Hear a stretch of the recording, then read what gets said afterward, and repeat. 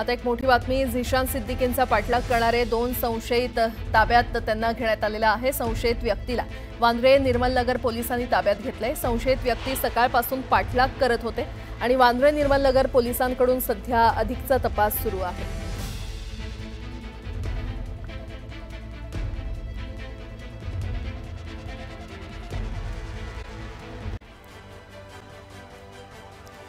येत्या पावसाळी अधिवेशनात येऊ घातलेल्या जनसुरक्षा कायद्यावरून राजकीय वादंग निर्माण झालाय। हा कायदा संविधानाने दिलेले अधिकार भंग करणारा असून या कायद्यामुळे सर्वसामान्यांना त्रास होणार असल्याचा दावा जितेंद्र आव्हाड यांनी केलाय। तर पावसाळी अधिवेशनात जनसुरक्षा विधेयक मंजूर होणार असल्याचं मंत्री चंद्रशेखर बावनकुळे यांनी म्हटलंय। भारतीय जनता पक्षाने आमच्या घरात सुद्धा फूट पाडली, त्यांना याचा भविष्यात पश्चाताप तर होणारच असा हल्लाबोल अपक्ष खासदार विशाल पाटील यांनी केलाय। काँग्रेसच्या बंडखोर नेत्या जयश्री पाटील यांनी नुकताच भाजपमध्ये प्रवेश केला आणि त्यानंतर विशाल पाटील यांनी टीका केली। झिशान सिद्दीकींचा पाठलाग करणाऱ्या संशयिताला ताब्यात घेतलंय। वांद्रे निर्मल नगर पोलिसांनी संशयित व्यक्तीला ताब्यात घेत अधिक तपास सुरू केलाय। ही व्यक्ती सकाळपासून झिशान सिद्दीकी यांचा पाठलाग करत होती। माजी स्थायी समिती सभापती विकास म्हात्रे आणि त्यांच्या पत्नी माजी नगरसेविका कविता म्हात्रे यांनी भाजपमधील सर्व पदांचा राजीनामा दिला। त्यामुळे डोंबिवलीमध्ये भाजपला धक्का बसलाय। उबाठा पक्षाकडून मान सन्मान आणि विकास निधी मिळाला तर आम्ही त्या पक्षात प्रवेश करू असा गौप्यस्फोट विकास म्हात्रे यांनी केलाय। बुलढाण्यात किरीट सोमय्या यांनी जिल्हाधिकाऱ्यांची भेट घेतली। भोंग्यांबाबतच्या कोर्टाच्या आदेशाची अंमलबजावणी करण्याची मागणी त्यांनी केली आहे। तर राज्यात कुणाचीही दादागिरी चालणार नसल्याचं म्हणत अजित पवारांना प्रत्युत्तर दिलंय। भिवंडीमध्ये शिवरायांच्या अश्वारूढ पुतळ्याची उभारणी केली जाणार आहे आणि यावेळी आमदार महेश चौगुले यांच्या हस्ते भूमिपूजन करण्यात आलं। यावेळी मोठ्या संख्येने शिवभक्तांची देखील उपस्थिती होती। खेड तालुक्यातील आंबोली ग्रामपंचायतीच्या सरपंचपदी कैलास शिंदे यांची बिनविरोध निवड झाली आणि या निवडीनंतर पत्नी राधिका शिंदे यांनी सरपंच कैलास शिंदेंना खांद्यावर उचलून घेत जल्लोष केला। माझा नवरा फक्त माझा जोडीदार नाही तर आता गावाचा आधार आहे अशी प्रतिक्रिया राधिका शिंदे यांनी दिली। शक्तीपीठ महामार्ग निवडणूक पूर्ण होईपर्यंत रद्द केल्याचे ढोंग केल्याचा आरोप राजू शेट्टी यांनी केलाय। आता जिल्हाधिकाऱ्यांच्या मार्फत दबाव टाकून रस्ता करण्याचा प्रयत्न करत असल्याचंही ते म्हटलंय। संतोष परांजपे लिखित अक्की एक अक्षय इच्छाशक्ती या पुस्तकाचं प्रकाशन मंत्री मुरलीधर मोहोळ यांच्या हस्ते करण्यात आलं। विल्सन आजारानं ग्रासलेल्या पण तरीही खचून न जाणाऱ्या छायाचित्रकार अक्षय परांजपेच्या आयुष्याची संघर्षमय कथा या पुस्तकातून उलगडणार आहे। आपत्कालीन स्थितीला 50 वर्ष पूर्ण झाल्यानं गोंदियामध्ये भाजपनं काळा दिवस साजरा केला। दरम्यान मोदी सरकारच्या काळातील 11 वर्ष पूर्ण झाल्यानं प्रदर्शन देखील भरवण्यात आले।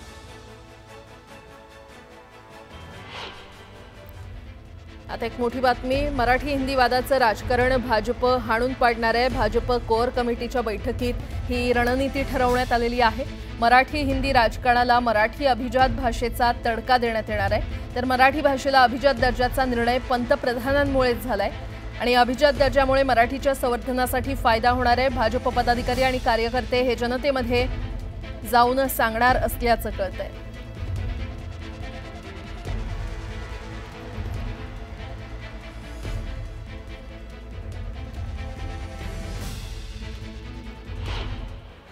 गणेशोत्सवासाठी कोकणात जाणाऱ्या चाकरमान्यांची वाट खडतर झालेली आहे। महामुंबईतून कोकणात जाणाऱ्या सर्व रेल्वे गाड्यांचं आरक्षण फुल झाल्यानं गणपतीकरता गावी जायचं कसं असा प्रश्न त्यांना पडलाय। ट्रेनची ऑनलाईन तिकीट विक्री पहिल्या 3 मिनिटांमध्ये फुल झाली तर पुढच्या तासाभरात सर्व गाड्या रिग्रेट झाल्यानं चाकरमान्यांना वेटिंग तिकीटही मिळालं नाही। मराठवाडा आणि आणखी काही दुष्काळग्रस्त भागाचं चित्र शक्तीपीठ महामार्गामुळे बदलेल। आज जे विरोध करतायत त्यांनी समृद्धी महामार्गाला देखील विरोध केला होता, पण हाच मार्ग आज गेम चेंजर ठरतोय या शब्दात मुख्यमंत्री देवेंद्र फडणवीस यांनी शक्तीपीठ मार्गाचं जोरदार समर्थन केलंय। विद्यार्थ्यांच्या सुरक्षित प्रवासासाठी शालेय वाहतूक करणाऱ्या बस आणि व्हॅनमध्ये 31 जुलैपर्यंत सीसीटीव्ही कॅमेरे बसवा, अन्यथा संबंधित बस व्हॅन मालक आणि चालकांवर कारवाई करण्यात येईल असे आदेश प्रादेशिक परिवहन खात्याकडून काढण्यात आलेत आणि त्यामुळे सर्व स्कूल बस चालकांना सीसीटीव्ही लावणं बंधनकारक आहे। ऑटो रिक्षा आणि टॅक्सीच्या मीटरचं उशिरा रिकॅलिब्रेशन केलेल्या चालकांकडून मुंबईतील आरटीओ कार्यालयाने 29,28,000चा दंड वसूल केलाय। आषाढी यात्रेच्या कालावधीत विठ्ठलाच्या दर्शनासाठी येणारे भाविक देवाचा प्रसाद म्हणून मोठ्या श्रद्धेने मंदिर समितीकडून मिळणारा बुंदीचा लाडू आपल्या गावी घेऊन जात असतात। भक्तांसाठी 13,50,000 बुंदीचे लाडू बांधण्यात येत असल्याची माहिती मंदिर समितीचे सहअध्यक्षांनी दिली आहे। विदर्भात पावसाने चांगलाच वेग घेतलाय। नागपूर शहरात गुरुवारी सकाळपर्यंत 32.4 मिलीमीटर पावसाची नोंद झाली, तर वाशिमच्या मालेगाव भागात सर्वाधिक 145.1 मिलीमीटर पावसाची नोंद झाली आहे। राज्यात आतापर्यंत 56 लाखांहून अधिक हेक्टरवरील पेरणी पूर्ण झाली असून सरासरी क्षेत्राचे हे प्रमाण 39% आहे। सर्वाधिक क्षेत्र असलेल्या सोयाबीनची 45% अर्थात 21 लाखांहून अधिक हेक्टरवर पेरणी झाली, तर 18 लाख हेक्टर अर्थात सरासरीच्या 43% क्षेत्रावर कापसाची पेरणी झाली। मुंबई पोलिसांनी ठरवलं तर ते काहीही करू शकतात याची प्रचिती पुन्हा एकदा आली आहे। मुख्यमंत्री देवेंद्र फडणवीस यांचा सक्रिय पाठिंबा आणि पोलीस दलाची इच्छाशक्ती यातून मुंबईतल्या वेगवेगळ्या धर्माच्या 1500 वास्तूंवरचे भोंगे उतरवण्यात मुंबई पोलिसांना यश आलंय। पाटण तालुक्यातील सडा दाडोली पठारावर म्हावशी आणि गुजरवाडी गावचे ग्रामदैवत श्री खंडुआई मंदिरासमोर सुरू केलेला बियर बार बंद करण्याची मागणी करण्यात आली आहे। मल्हारपेठ पोलिसांकडे ग्रामस्थांनी निवेदन दिलं। बातमीपत्रामध्ये आता पाहणार आहोत सकाळच्या महत्त्वाच्या 100 बातम्या अतिशय वेगवान स्वरूपात सुरुवात करूयात। कोल्हापुरी चप्पल आणि प्राडा कंपनीच्या विवादाबाबत धनंजय महाडिक यांनी देवेंद्र फडणवीसांची भेट घेतली आहे। हजारो कोटी कमावणाऱ्या कंपनीने कोल्हापूरवासियांना रॉयल्टी देण्याची मागणी केली आहे। यावेळी फडणवीसांनी कारवाईचं आश्वासन दिले। सांगलीमध्ये मुलीच्या हत्येप्रकरणी अटकेत असलेल्या शिक्षक बापाला 15 दिवसांची न्यायालयीन कोठडी सुनावण्यात आली आहे। 15 दिवसांसाठी सांगलीच्या कोर्टात रवानगी करण्यात आली आहे। नवी मुंबई महापालिकेच्या रुग्णालय आणि मेडिकल कॉलेजला हिरवा कंदील दाखवण्यात आला। राज्य सरकारने विशेष बाब म्हणून परिपत्रक काढून परवानगी दिली। सरकारच्या परिपत्रकामुळे रुग्णालयाला विरोध करणाऱ्यांना मोठी चपराक बसल्याचं मंदा म्हात्रे म्हटले। नवी मुंबई पोर्टवर DRIने मोठी कारवाई करत 39 पाकिस्तानी कंटेनर जप्त केलेत आणि या कंटेनरमध्ये तब्बल 9 कोटींचा माल होता। हा सर्व माल पाकिस्तानातून भारतात आणण्यात आला होता।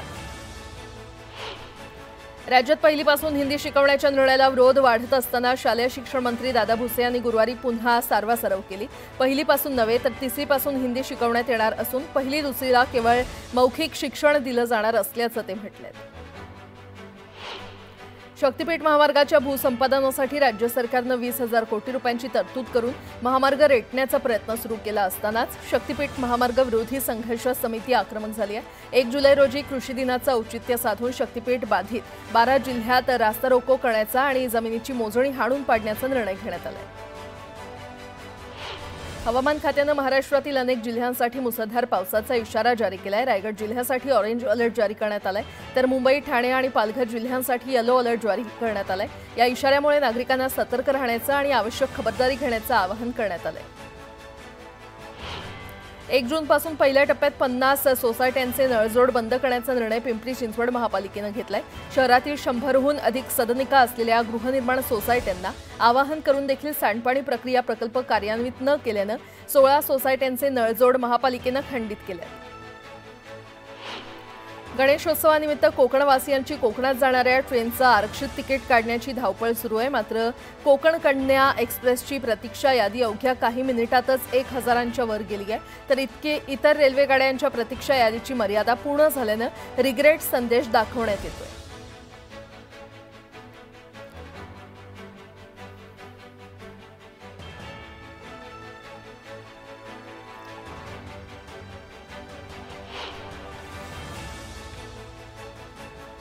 टाटा पॉवर कंपनीने राज्यभरात वीज वितरण परवान्याची मागणी केली आहे। मुंबई, ठाण्यामध्ये महावितरणाचं क्षेत्र वगळता अन्य क्षेत्र पुणे शहर, हवेली, मुळशी, मावळ, खेड तालुके आदी परिसरात वीज वितरण परवान्याची मागणी राज्य वीज नियामक आयोगाकडे याचिकेद्वारे केलेली आहे।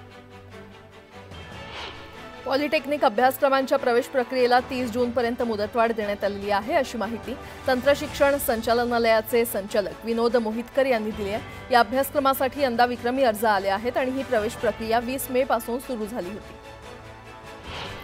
ठाणे ते बोरिवली दुहेरी बोगदा प्रकल्पाची आढावा बैठक मुख्यमंत्र्यांनी घेतली आणि राज्यात यापुढे कुठलाही पायाभूत सोयीसुविधेचा प्रकल्प रखडणार नाही याची दक्षता घेत पुढील 3 वर्षात बोगदा प्रकल्पातील प्रकल्पग्रस्तांचं कायमस्वरूपी पुनर्वसन करावं आणि दुहेरी बोगदा प्रकल्प डिसेंबर 2028 पर्यंत पूर्ण करण्याच्या सूचना मुख्यमंत्री फडणवीसांनी दिल्या।